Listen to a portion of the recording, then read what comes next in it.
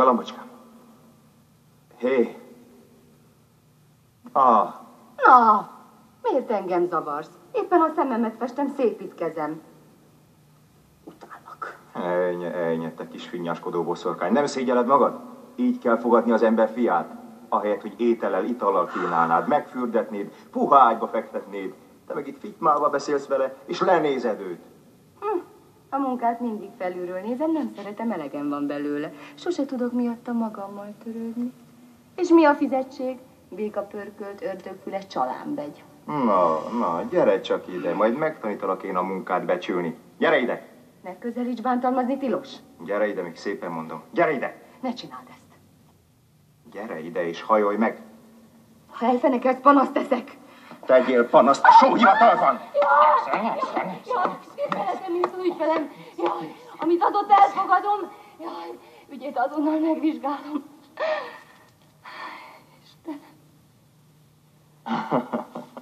Hát ön az asztalra csapott. Ez nekem elég. Hát, ami azt illeti, ilyen formás asztalra szívesen csapkod az ember. No, nézd csak.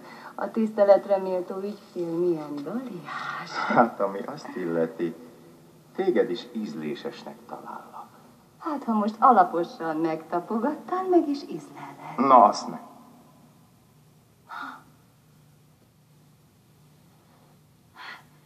Hát ezt meg hol szerezted? Eszes Vaszilisszától.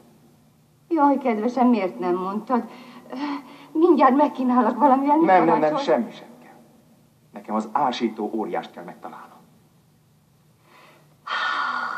Jaj, az nehéz lesz. Egy varázskart kellene. Hát utalj ki egyet. Ha kiutalására vársz, sose jutsz hozzá. De van egy kard, amelynek tulajdonosa pereskedik, így a boszorkány hivatal még nem telekönyvezte. Hol van ez a kard, ide vele? Két boszorkány hozakodik rajta. Akinek elég esze és mersze van, az megszerezheti. Tudsz repülni vagy úszni? Nem vagyok én búbos vöcsök, se folyami réce. Hát akkor kölcsönadom a seprőmet. Férfi ember létemre boszorkány seprőn utazza. Akkor itt van ez a bocskor, vedd fel. Lyukas bocskort én nem húzok föl. Na tessék, jönnek, hogy segítsünk, aztán semmi se jó nekik. Pedig ez a 7 mérföldes bocskor.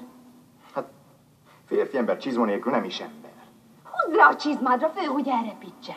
Jó, de nem lehetne megfoltozni? Nem, a lyukon átmegy a levegő, az repít. Ja, értem.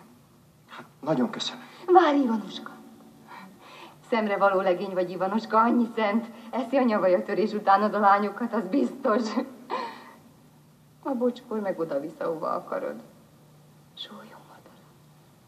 Ha életben maradsz, nézd be hozzám, hát a kedved kerekedik még egyszer az asztalomra csapni.